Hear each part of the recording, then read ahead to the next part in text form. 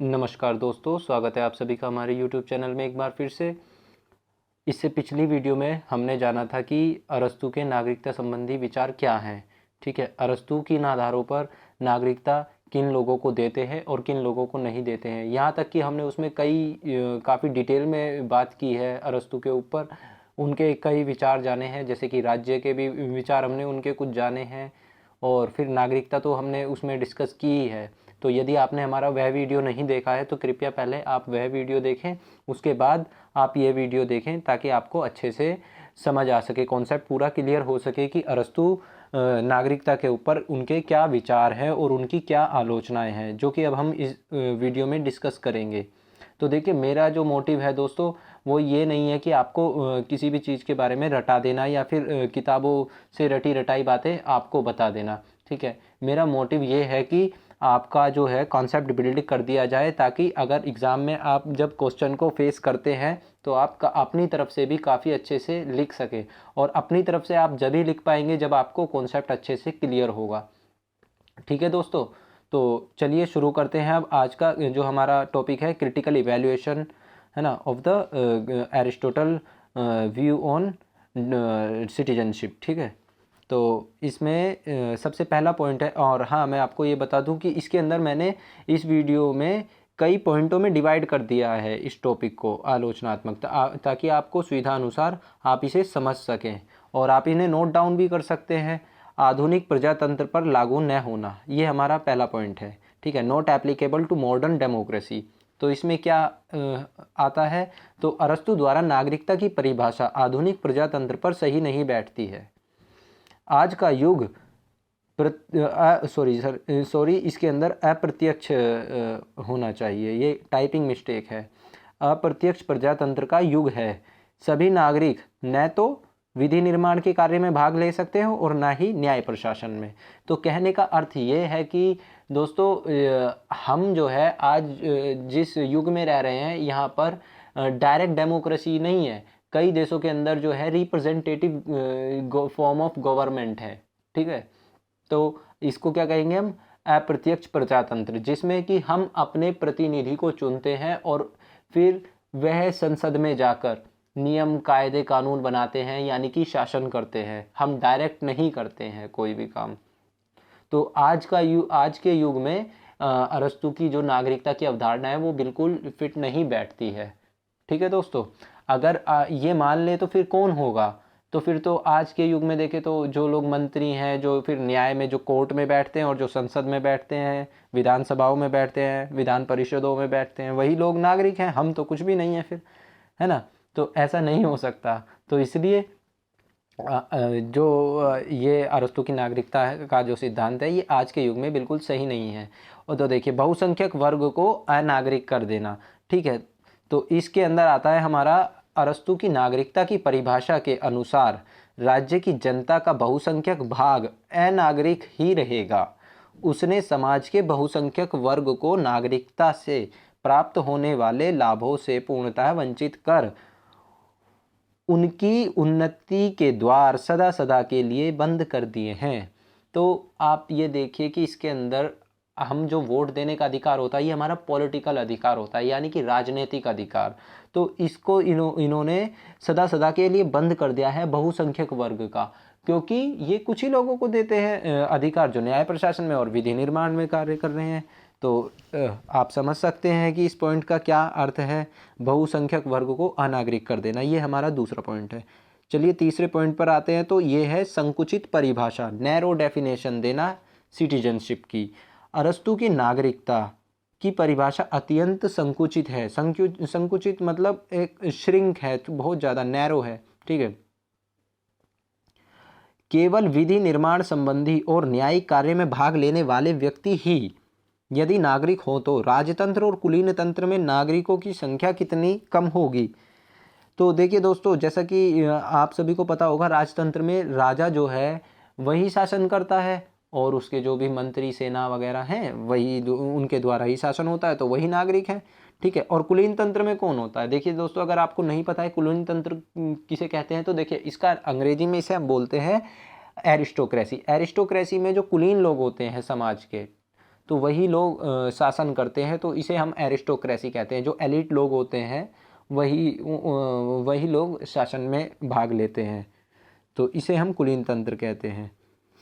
तो इस आधार पे तो वही लोग सिर्फ राजतंत्र में तो केवल राजा और उसकी प्रजा सेना ही नागरिक है, और कुलीन तंत्र में वही जो प्रभावी लोग हैं समाज के और धनी वर्ग है वही शासन कर सकता है। तो ये हमारा तीसरा पॉइंट हो जाएगा। हम आते हैं अपने फोर्थ पॉइंट पर, श्रमिकों को राजनीतिक अधिकारों से वंचित रखना, depriving labour class of their political rights. तो अभी जैसा कि मैंने बताया कि वोट देने का अधिकार किसका है, ये जो वोट देने का अधिकार है ये हमारा पॉलिटिकल राइट है, ठीक है दोस्तों। तो अब ये तो वहाँ तो कोई ऐसे उन्होंने कोई प्रोविज़न बनाया नहीं था कि वोट वगैरह देना है, तो इसलिए नागरिक का वर्णन करते समय अरस्तु बार बार नागरिकता की समानता की तो दुहाई देते हैं, परंतु यह कैसी समानता है जिसमें श्रमिकों को उनके राजनीतिक अधिकारों से वंचित रखा जाए। तो ये पॉइंट आप समझ सकते हैं कि वो अगर आप अरस्तु का एक बार आप रीड करेंगे तो आप ये देखेंगे कि वो समानता की कहाँ पर बात करते हैं, और फिर ये कैसी समानता है जब आप बहुत बड़ी संख्या को, जो कि लेबर क्लास है, जो कि फार्मर क्लास है, तो इन लोगों को तो आपने पॉलिटिकल राइट से हटा ही दिया। तो फिर ये कंसेप्ट बिल्कुल आज के युग में भी और सही नहीं होगा, और ना ही उस वक्त में, क्योंकि वहाँ भी काफ़ी संख्या के लोग तो अनागरिक ही रहेंगे। बड़े राज्यों के लिए अनुपयुक्त। तो देखिए ये जो पॉइंट है ये आप अच्छे से समझ सकते हैं यदि आपने मेरा पहला वीडियो देखा होगा, इसके बारे में मैंने काफ़ी अच्छे से आपको बताया था वहाँ पर एग्जाम्पल दे देकर, ठीक है। तो अरस्तु का चिंतन नगर राज्यों के लिए उपयुक्त था, क्योंकि वहाँ वह नागरिकों को प्रत्यक्ष रूप से शासन में हिस्सा दिलवाना चाहता था, जो कि लघु नगर राज्य में ही संभव था, किंतु आज के विशाल प्रतिनिधि राज्यों में उसका नागरिकता का सिद्धांत एकदम अनुपयुक्त है, ठीक है दोस्तों। धनिक तंत्र दृष्टिकोण।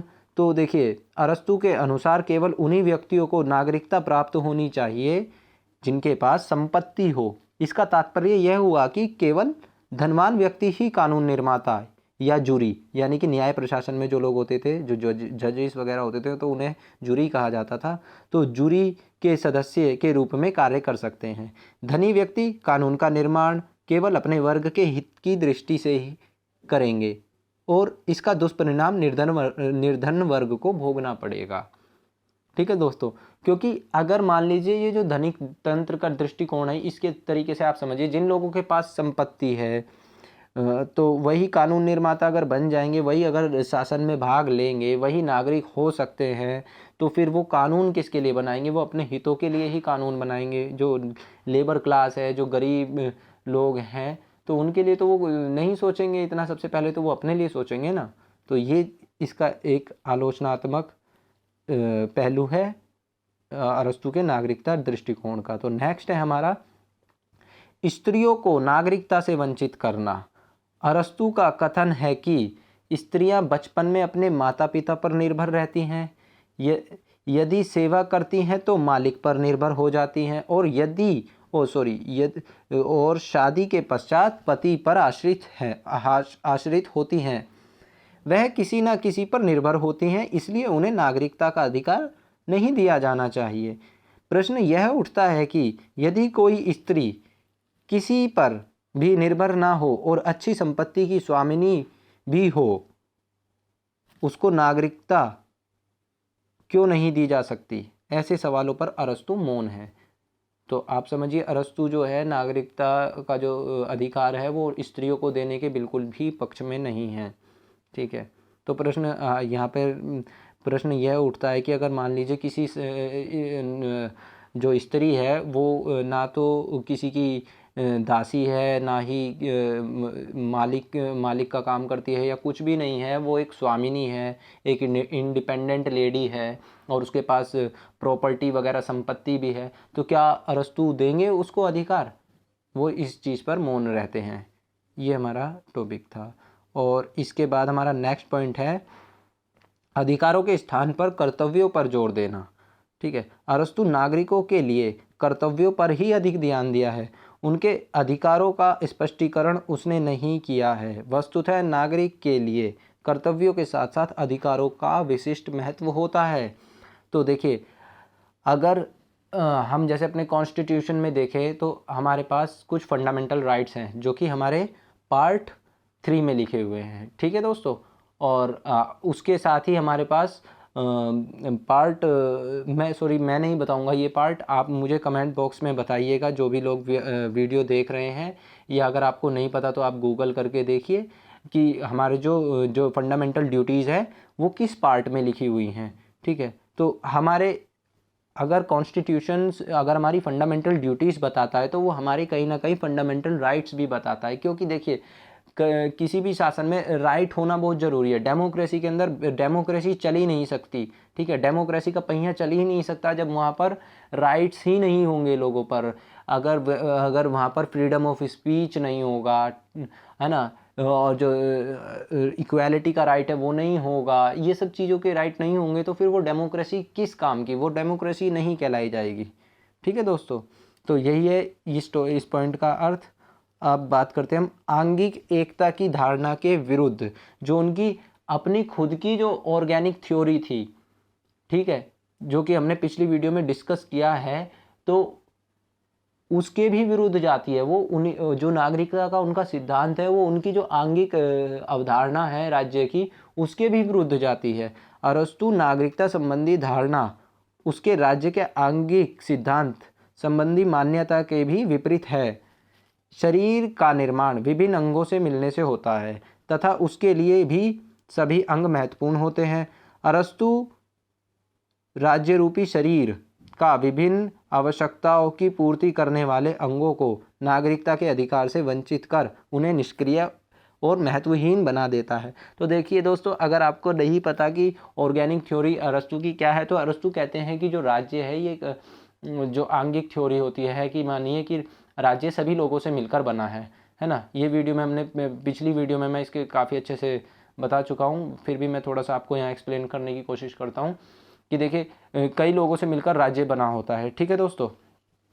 तो अगर जब सभी लोगों से मिलकर बना है तो वो चलेगा भी सभी लोगों से और सभी लोगों को समान अधिकार है वहाँ पर, लेकिन ऐसा होता नहीं है। वो कुछ ही लोगों को नागरिकता का अधिकार दे के बात ख़त्म कर देते हैं वहाँ पर। तो इससे ये जो है बहुसंख्यक वर्ग रह जाता है वंचित। अब हम अपना नेक्स्ट पॉइंट देखते हैं, अवकाश और नागरिकता का संबंध। अरस्तु नागरिकों को निठल्ला बनाना चाहता है, इसलिए वह नागरिकता का संबंध अवकाश से जोड़ता है। यह आदर्श बात है कि नागरिक को धनवान होना चाहिए। अरस्तु का नागरिक दासों के परिश्रम पर पलने वाला एक जीव है, ठीक है दोस्तों। क्यों ऐसा किस लिए है, क्योंकि इस बारे में हम डिस्कस वैसे कर चुके हैं इन चीज़ों के बारे में, तो फिर भी हम देखते हैं चलो कि दासों के परिश्रम पर पलने वाला कैसे, क्योंकि जो नागरिक कौन हो सकता है जिसके पास अवकाश है। अवकाश किसके पास है, जिसके पास दास है, स्त्रियां हैं काम करने के लिए, ये सभी चीज़ें उपलब्ध हैं जो कि उसका फालतू सब काम कर दे, तो फिर वही व्यक्ति बनेगा। तो अब वो व्यक्ति जब खाली बैठा है ना, तो और धनवान तो होगा ही वो, जब दासों को रख रखा है उसने तो ये धनवान होगा वो।